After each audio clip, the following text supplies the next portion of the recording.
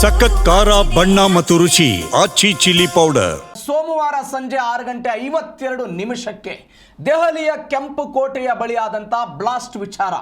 ಇದೀಗ ಕಾರ್ನ ಮತ್ತೊಂದು ವಿಡಿಯೋ ವೈರಲ್ ಆಗಿದೆ. ಅಕ್ಟೋಬರ್ 29ರಂದು ಫರೀದಾಬಾದ್ನಲ್ಲಿ ಓಡಾಟ ನಡೆಸಿತ್ತು ಈ ಕಾರ್. ಬ್ಲಾಸ್ಟ್ ಆದ ಕಾರ್ನ ಮತ್ತೊಂದು ವಿಡಿಯೋ ಸದ್ಯ ವೈರಲ್ ಆಗಿದೆ.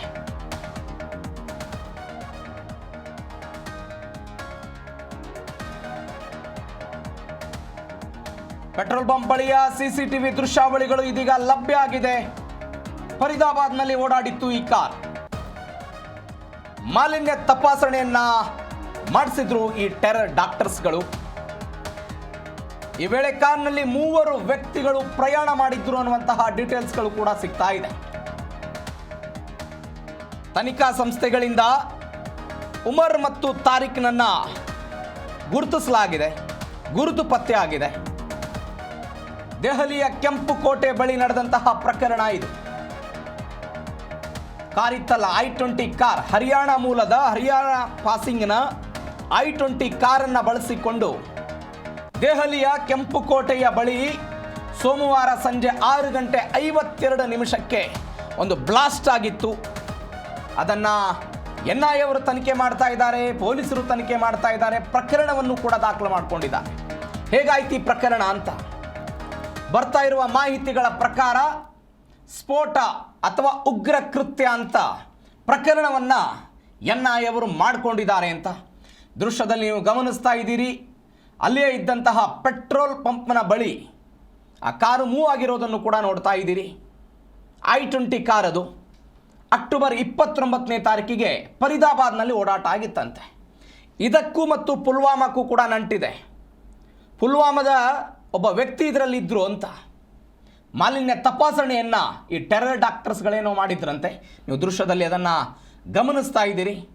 3 ವ್ಯಕ್ತಿಗಳು ಇದರಲ್ಲಿ ಪ್ರಯಾಣವನ್ನು ಮಾಡಿದ್ದಾರೆ. ಇದೀಗ ತನಿಖಾ ಸಂಸ್ಥೆಗಳಿಂದ ಉಮರ್ ಮತ್ತು ತಾರಿಕ್ನನ್ನು ಗುರುತಿಸಲಾಗಿದೆ.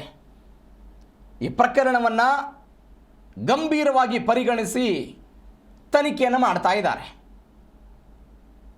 NIA ಮೂಲಗಳ ಪ್ರಕಾರ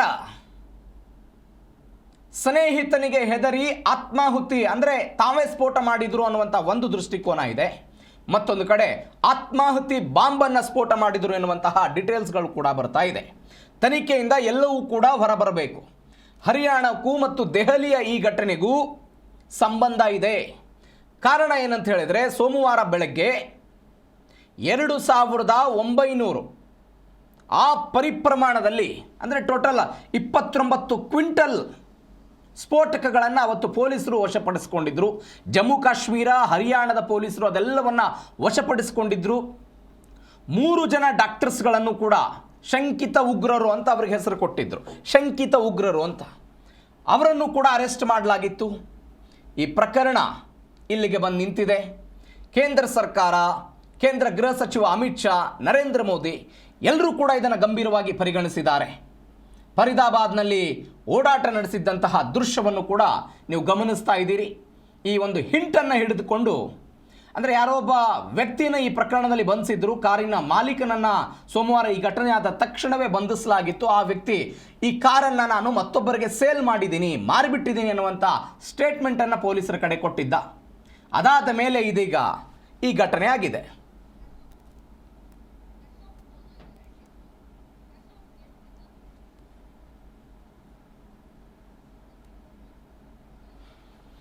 ಈ ಬಗ್ಗೆ ಹೆಚ್ಚಿನ ಡೀಟೇಲ್ಸ್ ಕೊಡ್ತಾರೆ ನಮ್ಮ ಪ್ರತಿನಿಧಿ ಪ್ರಶಪ್. ಫೋನ್ ಸಂಪರ್ಕದಲ್ಲಿದ್ದಾರೆ. ಸೋಮವಾರ ಈ ಘಟನೆ ಆಯಿತು, ಅಲ್ಲಿಂದ ಇಲ್ಲಿ ತನಕ ತನಿಖೆ ದೃಷ್ಟಿಯಿಂದ ಯಾವೆಲ್ಲ ಡೆವಲಪ್ಮೆಂಟ್ಗಳಾಗಿದೆ? ತನಿಖೆ ಕೇವಲ ಒಂದು ಆಂಗಲ್ ಅಲ್ಲಿ ನಡೀತಾ ಇಲ್ಲ.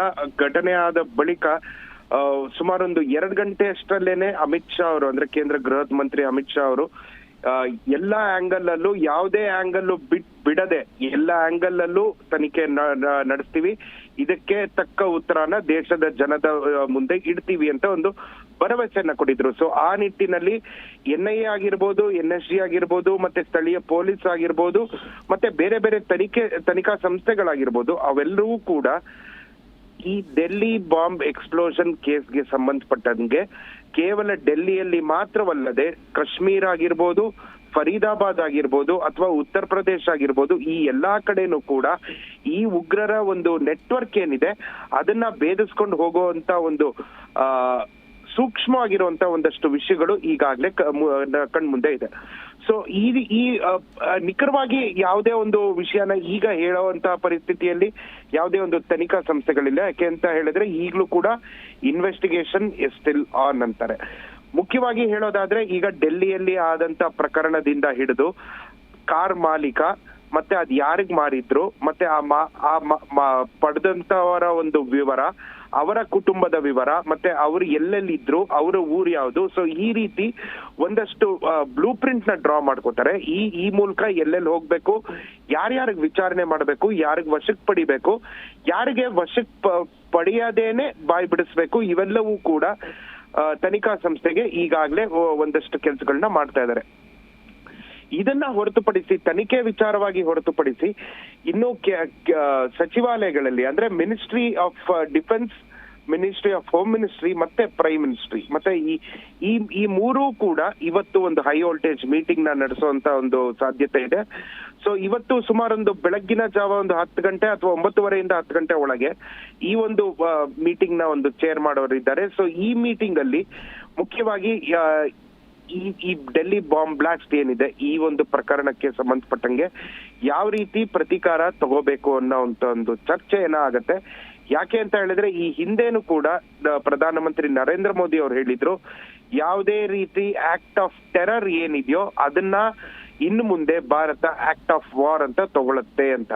ಸೊ ಈ ಒಂದು ಡೆಲ್ಲಿ ಬಾಂಬ್ ಬ್ಲಾಸ್ಟ್ ಏನಿದೆ ಅದು ಜೈಷೆ ಮೊಹಮ್ಮದ್ ಸಂಘಟನೆ ಅವ್ರದ್ದು ಅಂತ ಒಂದು ಸ್ಪಷ್ಟವಾಗಿ ಗೊತ್ತಾಗ್ತಾ ಇದೆ. ಆದ್ರೆ ಇದ್ರ ಹಿಂದೆ ಇನ್ನ ಯಾವ್ಯಾವ ಸಂಘಟನೆ ಇದೆ, ಈ ಸಂಘಟನೆ ಹಾಗೂ ಪಾಕಿಸ್ತಾನ ಆಗಿರ್ಬೋದು ಅಥವಾ ಬೇರೆ ದೇಶಗಳಿಗೆ ಯಾವ್ದಾದ್ರು ನಂಟಿದ್ಯಾ ಅನ್ನೋದು ಕೂಡ ಇವತ್ತಿನ ಒಂದು ಮೀಟಿಂಗ್ ಅಲ್ಲಿ ಗೊತ್ತಾಗ್ಲಿದೆ. ಪ್ರವೀಣ್. ಓಕೆ ಪ್ರಶೋಭ್, ಥ್ಯಾಂಕ್ ಯು ನಿಮ್ಮೆಲ್ಲ ಡೀಟೇಲ್ಸ್ಗಾಗಿ.